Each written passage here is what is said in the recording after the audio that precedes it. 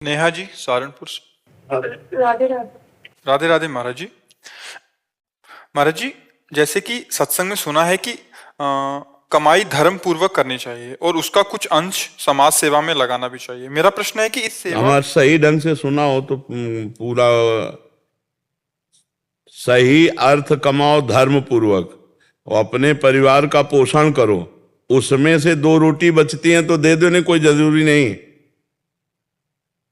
अब आपका एक परिवार है, आपकी कम आय है और किसी तरह आप परिवार चल रहे हो, उसमें कहे दान करो, तब तो परेशान हो जाएगा ना। माता पिता पत्नी पुत्र परिवार में भगवत भावना करो।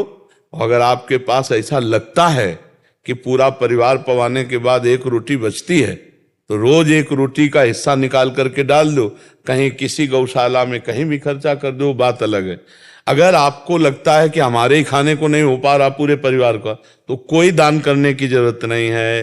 राधा राधा रटो, मेहनत से कमाओ धर्म पूर्वक, अपने बच्चों को पढ़ाओ, अपने परिवार, ये सब सेवा ही है।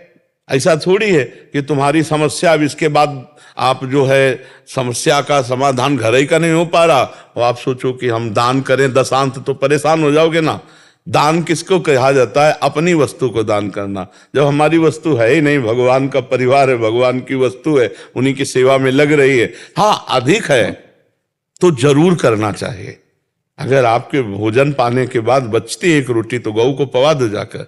1 रोटी बचती है तो आप, हाँ कभी कोई भूखा आ जाता है तो एक दिन तुम भूखे रहो, उसको पवा दो, ये बात हम कहते हैं। वो देने की बात में कहते हैं कि पाप की कमाई नहीं, धर्म की कमाई है और आपके पास है एक्स्ट्रा तो आप लगाओ।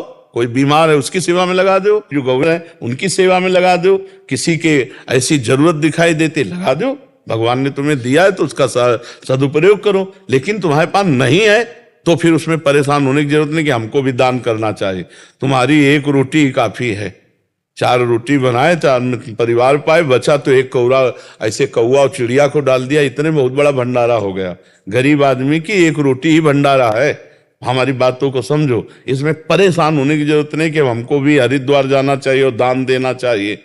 आज तो बहुत है, हम तो ऐसे देखें किसान आदमी कि बेचारे की केला जो होता ना अमृत जैसा, क्योंकि बाजार से खरीदना है, वही घर की रोटी दाल। अब उनसे कहो तुम कि 100 रुपया दान करो, तो उनके लिए 100 रुपया दान करने का मतलब गेहूं बेचे, लाही बेचे, चना बेचे, तब वो 100 रुपया दे। तो उस बातों को हम देखा है। तो उस बात को कहते हैं जो अपने परिवार का केवल पोषण कर सकते हैं, तो इस भाव से नाथ सकल संपदा तुम्हारी, मैं सेवक समेत सुत नारी, और धर्म पूर्वक कमाओ, अपने परिवार का पोषण करो। अगर बच जाता है, अगर आपको लगता है कि हम दे सकते हैं, तो फिर दूसरों को सेवा में लगाना चाहिए। अगर लगता है नहीं हमारे पास नहीं है, तो फिर कोई जरूरत नहीं, अपने परिवार को भगवान का स्वरूप मानकर उनकी सेवा कर। अब तुम 1500 की शराब पी सकते हो, 1500 किसी बीमार की सेवा में नहीं लगा सकते, तो फिर तुम दंडनीय अपराध करते हो। फिर दंडनीय अपराध है कि तुम 1000 की शराब पी सकते हो और तुम 4 गौएं भूखे पड़ी, उनको तुम चारा नहीं दे सकते हो। लोग बीमार परेशान है, उनकी दवा में सहयोग कर दो। बहुत से हमारे देश में ऐसे लोग हैं जिनकी जरूरत है, औषधि की जरूरत है, वस्त्र की जरूरत है, भोजन की जरूरत है। अगर हमें भगवान ने दिया है तो हम 1-2 का भी सहयोग कर देंगे, तो हम अपने काफी सहयोग कर देंगे। तो ये बात उनके लिए है जिनके पास व्यवस्था है। जो खुद अव्यवस्थित है उनको चाहिए अपने परिवार को पढ़ाएं लिखाएं, मेहनत करके उनको चलाएं, यही सबसे बड़ी सेवा है जी। मीना जी राजस्थान से। राधे राधे।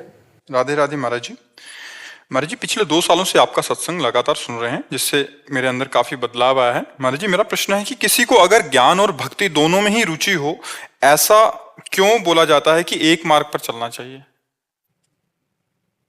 साधारण ज्ञान तो भक्ति में समाहित ही रहता है। भक्ति का पुत्र है ज्ञान और वैराग्य। साधारण, जो असाधारण ज्ञान है, ब्रह्म तत्व का बोध है, वो एक साथ नहीं हो सकता।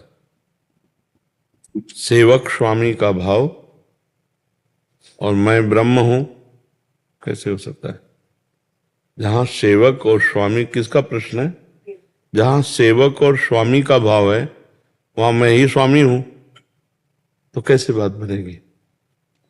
एक सीमा तक जो साधारण ज्ञान है वहां तक तो भक्ति साथ चलती है, फिर मोड़ हो जाता है। सीमा तक ज्ञान, जैसे जगत नाशवान है, समस्त भोग दुखमय है, समस्त संबंध भ्रमात्मक है, ये ज्ञान ही तो हो रहा है। लेकिन जब ज्ञान इस बात का कि मैं ब्रह्म हूं, जब वही ब्रह्म मैं हूं तो सेवक कौन है? सेवक तो भ्रम हो गया, फिर सेवक स्वामी भाव भ्रम हो गया। और भक्ति की सिद्धि है सेवक स्वामी भाव से। सेवक से विभाव बिन भव न तरी उरगात। कोई समझे या न समझे, सबसे हमारी समझ भली, ठाकुर नंद किशोर हमारे, ठकुराइन वृषभानु लली। यह भक्ति। और जब शुद्ध ज्ञान की बात आती है तो ब्रह्मविद ब्रह्मैव भवति। ब्रह्म को जान लेता, ब्रह्म स्वरूप हो जाता है। सेवक से विभाव खत्म, वो मोक्ष को प्राप्त हो जाता है। वो भक्त मोक्ष प्राप्त नहीं करता, वो भगवान की रूप माधुरी, लीला माधुरी, उनके प्रेम, उनकी सेवा, उनकी दासता में मगन रहना चाहता है। इसलिए आगे चलकर दोनों मार्ग अलग अलग हो जाते हैं। रसास्वादन उसी परमात्मा का है, लेकिन एक अभेद भाव से है, और एक भेद से अभेद और अभेद से भेद प्रेम का, ये उच्च कोटि का प्रेम रस होता है। तो आगे चलकर फिर दोनों का रास्ता अलग अलग हो जाता है। ज्ञान की एक सीमा तक तो दोनों को एक ही रास्ता है, परमात्मा का है। फिर एक जाता है अभेद में, वही मैं हूं, मेरे सिवा कोई नहीं, मैं ही मैं। वो मोक्ष को प्राप्त हो जाता है। और इसमें मैं को भूल गया, तू ही तू है। समझ रहे? तेरे सिवा कोई नहीं, मेरे प्राण प्यारे प्रभु, आपके सिवा कोई। रात दिन उनके लिए रोना तड़पना, आंसू बहाना, उनकी परिचर्या, ये एक प्रेम रस है। जो मोक्ष सुख का भी त्यागी होता है वो इस प्रेम रस को प्राप्त होता है। तो साधारण भक्ति और साधारण ज्ञान, ये दोनों एक साथ चलेंगे। लेकिन असाधारण भक्ति तो ये ज्ञान कर्म के अधीन नहीं है, ये परम स्वतंत्र जो भक्ति है, प्रेम लक्षणा भक्ति, ये परम स्वतंत्र भक्ति। स्वतंत्र सकल गुण खानी, और बिनु सत्संग न पावई प्राणी। भगवत प्रेमी महात्मा के संग से ही इसका रंग जागृत होता है।